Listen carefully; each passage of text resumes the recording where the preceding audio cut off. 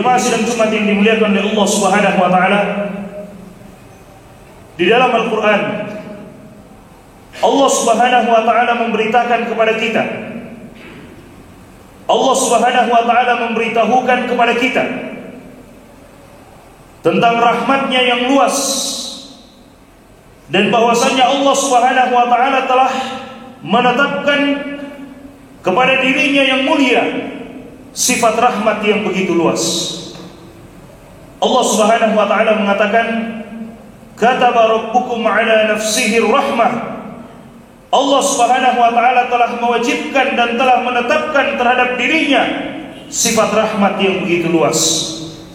Di dalam ayat yang lain, "Kataba ala nafsihi rahmah." Allah Subhanahu wa taala telah menetapkan kepada dirinya sifat rahmat. Dan sifat rahmat Allah Subhanahu wa taala begitu luas, mengalahkan segalanya, bahkan mengalahkan murka Allah Subhanahu wa taala sekalipun. Wa rahmati wasi'at kulla syai'.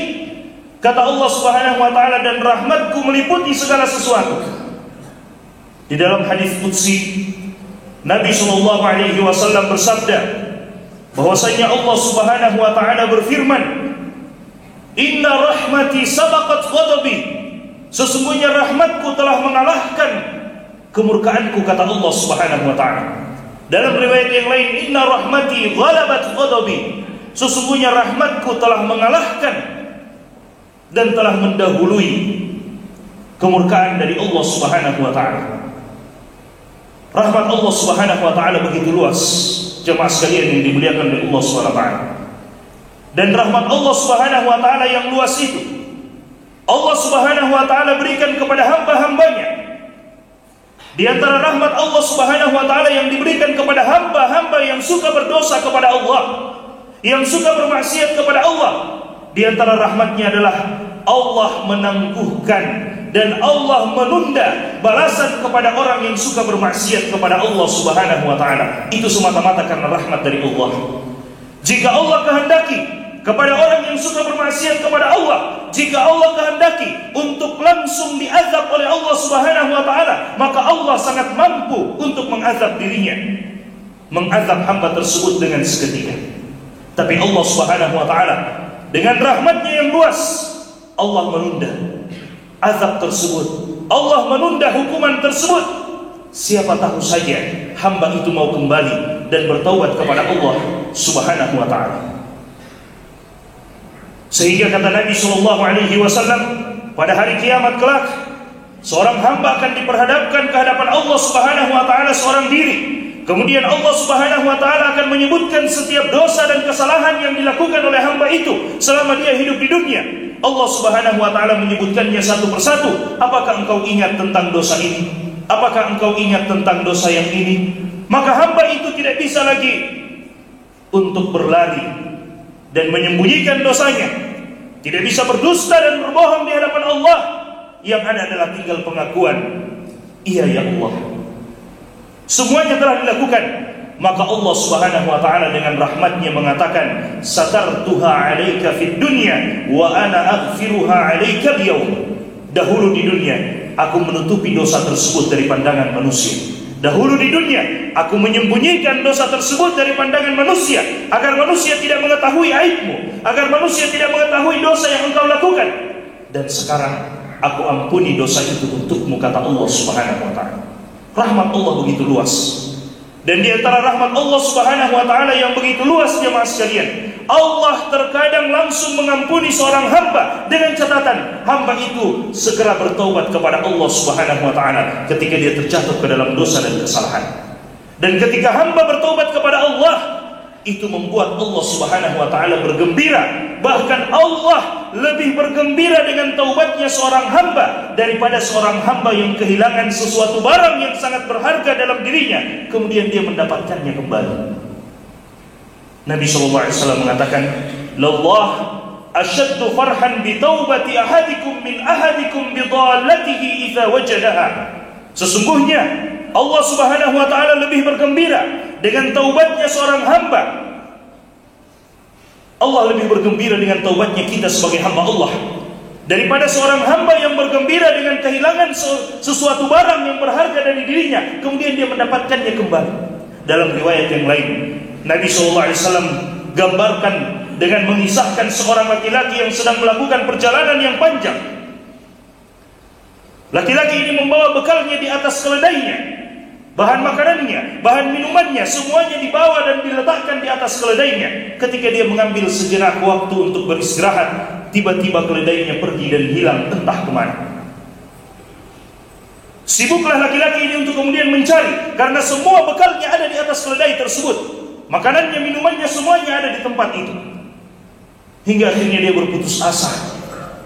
Dia kecapean, tidak mendapatkan keledainya dan bahan makanannya, bekalnya dalam perjalanan tersebut. Kembali dia karena kecapeannya, dia tertidur di bawah sebuah pohon. Dan ketika dia terkagetkan, dia mendapatkan keledainya beserta seluruh bekalnya berada di sisinya. Maka dia berdoa dan bersyukur kepada Allah Subhanahu wa ta'ala. Saking gembiranya dia, sampai-sampai dia salah dalam berucap dan bersyukur kepada Allah. Laki-laki ini mengatakan, Allahumma innaka abdi wa ana rabbuk. Ya Allah, engkau benar-benar adalah hambaku dan aku adalah Rabbmu, aku adalah Tuhanmu. Kata Nabi SAW, akhto'a min syiddatil farah. Laki-laki ini salah, keliru dalam berucap, saking gembiranya dia menemukan sesuatu yang hilang dari dirinya. Itu pun kata Nabi SAW, Allah lebih bergembira daripada keadaan laki-laki yang seperti ini. Allah lebih bergembira dengan taubatnya kita ketika kita terjatuh ke dalam dosa dan kesalahan, kemudian kita kembali dan bertaubat kepada Allah Subhanahu wa ta'ala. Setelah perang Hunain, Nabi SAW mulai mengumpulkan para sahabat, dan sebahagian diperintahkan untuk mengumpulkan harta rampasan perang. Kemudian ada tawanan-tawanan perang, ada di sana para wanita, ada di sana anak-anak kecil, dan tawanan-tawanan perang lainnya. Dalam keadaan seperti itu, tiba-tiba Nabi SAW memperhatikan ada seorang wanita yang sibuk mencari anaknya yang hilang dalam peperangan tersebut. Entah anaknya sudah terbunuh atau anaknya hilang kemana, dicari terus dan terus dicari, hingga akhirnya didapati anak tersebut, dipeluk dengan erat, dibawa anak itu dan diberikan minuman, diberikan asinya oleh ibu tersebut. Nabi SAW bertanya kepada para sahabat, atrawna annaha tarihatun ibnaha finnar. Wahai para sahabatku, apakah kalian mengira wanita ini mau melemparkan anaknya ke dalam api? Seandainya kita menyalakan api, kemudian kita minta ibu tersebut untuk melemparkan anaknya ke dalam api, apakah ada di antara kita yang mengira bahwa ibu itu, wanita itu, mau melemparkan anaknya ke dalam api? Seandainya wanita itu diberikan dua pilihan, entah dirinya yang dilemparkan ke dalam api atau anaknya, maka seorang ibu pasti akan memilih untuk dilemparkan dirinya daripada anaknya. Sehingga para sahabat semuanya mengatakan, la ya Rasulullah, tidak mungkin wahai Rasulullah, demi Allah tidak mungkin ibu ini mau melemparkan anaknya ke dalam api. Betapa senangnya ibu ini ketika dia mencari dan mendapati anaknya, betapa gembiranya dia, betapa rahmatnya dia kepada anaknya, betapa sayangnya dia kepada anaknya, sampai kemudian dia langsung memeluk dengan erat, dibawa anaknya. Tidak mungkin dilemparkan ke dalam api ya Rasulullah. Rasulullah SAW mengatakan, lallah arhamu bi ummati min hadhihi bi waladiha. Allah lebih rahmat, Allah lebih kasih, Allah lebih sayang kepada umat ini daripada seorang ibu kepada anaknya. Allah lebih sayang kepada kita daripada seorang ibu kepada anaknya. Jika saja seorang ibu tidak mau melemparkan anaknya ke dalam api, maka demi Allah, Allah tidak mau melemparkan hamba-hambanya ke dalam api. Akan tetapi hamba-hamba itulah yang mau menjerumuskan dirinya sendiri ke dalam api neraka. Wa na'udzubillahi min dzalik. Jemaah sidang Jumat yang dimuliakan oleh Allah Subhanahu wa taala, para nabi adalah contoh-contoh terbaik yang menjadi contoh kita dalam kehidupan, di mana mereka bermuamalah dan mereka yakin dengan rahmat Allah Subhanahu wa taala yang begitu luas, sehingga dalam setiap doa mereka meminta untuk dimasukkan ke dalam rahmat Allah Subhanahu wa taala, karena mereka yakin Tidak ada yang bisa menyelamatkan mereka kecuali rahmat dari Allah Subhanahu wa ta'ala. Nabi Musa alaihi salam ketika diperintahkan untuk berdiam diri, untuk beribadah kepada Allah Subhanahu wa ta'ala selama 40 hari lamanya, dan Nabi Musa menitipkan umatnya kepada Harun. Kemudian Nabi Musa alaihi salam pergi. Setelah 40 hari Nabi Musa kembali, ternyata umatnya sudah mulai beribadah kepada berhala-berhala, beribadah kepada selain Allah Subhanahu wa ta'ala. Dikhawatirkan azab Allah akan turun kepada mereka yang beribadah kepada selain Allah. Sampai-sampai Nabi Musa alaihi salam mengambil kepalanya Harun, saudaranya, menarik jenggotnya Harun alaihi salam. Dan Harun mengatakan, wahai anak ibuku, janganlah engkau mengambil kepalaku, janganlah engkau menarik jenggotku. Dikatakan kepada Nabi Musa alaihi salam alasannya bahwa beliau tidak mau terpecah belah umat ini hanya karena beliau, sehingga beliau belum bisa melarang pada saat itu umat Nabi Musa yang beribadah kepada berhala. Setelah itu jemaah sekalian, saking khawatirnya Nabi Musa alaihi salam, takutnya Nabi Musa alaihi salam jangan sampai Allah Subhanahu wa ta'ala menurunkan azab kepada mereka karena kaumnya sudah beribadah kepada selain Allah, maka Nabi Musa berdoa kepada Allah Subhanahu wa ta'ala, memohon rahmat Allah, memohon agar Allah memasukkan mereka ke dalam rahmatnya, memohon agar Allah memasukkan beliau dan Harun saudaranya ke dalam rahmat Allah Subhanahu wa ta'ala. Rabbi ighfirli wa li akhi wa adkhilna fi rahmatik wa anta arhamur rahimin. Ya Allah, ampuni aku, ya Allah, ampuni saudaraku, dan masukkan kami berdua ke dalam rahmat-Mu. Dan Engkau adalah zat yang maha pengasih, Engkau adalah zat yang maha rahmat, ya Allah. Saking takutnya Nabi Musa, dan beliau sadar tidak ada yang bisa menyelamatkan beliau seorang Nabi kecuali rahmat dari Allah Subhanahu wa ta'ala. Maka beliau memohon, meminta kepada Allah dengan rahmatnya Allah Subhanahu wa ta'ala. Nabi Ayyub alaihi salam diberikan ujian oleh Allah Subhanahu wa ta'ala dengan ujian yang sangat luar biasa.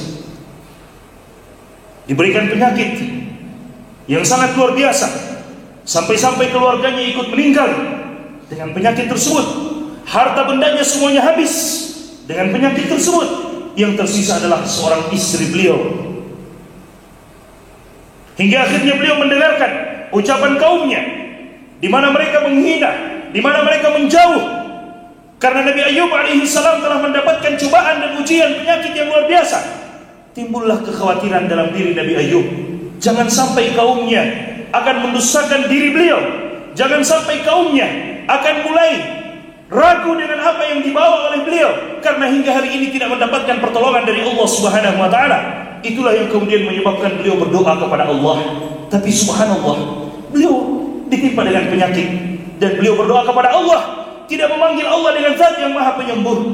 Beliau ditimpa dengan kesusahan, beliau tidak memanggil Allah dengan zat yang maha luar biasa, yang maha besar, maha penyembuh.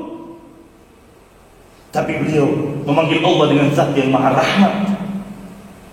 Beliau mengatakan, Rabbi inni massani dur wa anta arhamur rahimin. Ya Allah, aku telah ditimpa penyakit yang sangat luar biasa, sementara Engkau adalah zat yang maha pengasih dari semua yang pengasih. Engkau adalah zat yang rahmat, maha perahmat dari semua yang memiliki rahmat dan kasih sayang. Allah Subhanahu wa ta'ala mengatakan, fastajabna lahu, maka kami jawab doanya Nabi Ayyub alaihi salam. Fakashafna ma bihi min dur, kami hilangkan semua penyakit yang ada dalam tubuhnya. Wa atainahu ahlahu wa mithlahum ma'ahum, kami datangkan keluarganya, anak-anak keturunannya dihidupkan kembali oleh Allah Subhanahu wa ta'ala, bahkan dilipat gandakan oleh Allah Subhanahu wa ta'ala. Kata Allah, rahmatan min indina, itu semua sebagai rahmat dari sisi kami, kata Allah Subhanahu wa ta'ala. Semuanya bukan karena kesembuhan dari Allah. Iya, Allah yang menyembuhkan, tapi Allah tutup ayatnya, rahmatan min indina wa dzikra lil abidin, sebagai bentuk rahmat, kasih sayang Allah Subhanahu wa ta'ala untuk Nabi Ayyub, dan sebagai pengingat untuk orang-orang yang datang setelah Nabi Ayyub, bahwa jika kita tertimpa sesuatu, kita memiliki Allah, zat yang maha rahmat. Jika kita diuji dengan sesuatu, kita memiliki Allah, zat yang maha pengasih. Jemaah sidang Jumat yang dimuliakan oleh Allah Subhanahu wa ta'ala, bahkan Nabi kita, Nabi Muhammad sallallahu alaihi wasallam telah mengabarkan di dalam hadis beliau bahwa tidak ada satupun manusia yang akan masuk ke dalam surga dengan amalan-amalannya.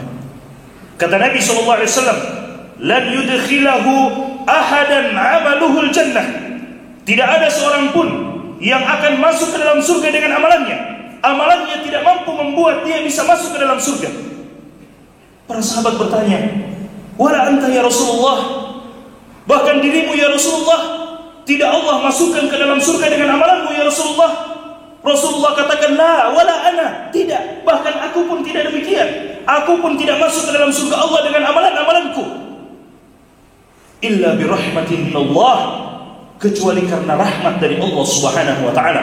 Di dalam riwayat lain, illa an yataqammadani Allahu birahmatih, kecuali karena aku telah diliputi oleh rahmat Allah Subhanahu wa taala, sehingga Allah memasukkan dan menjaminkan surga bagi Nabi sallallahu alaihi wasallam dengan rahmat Allah Subhanahu wa taala. Bagi kita tidak ada jaminan rahmat kepada kita jemaah sekalian.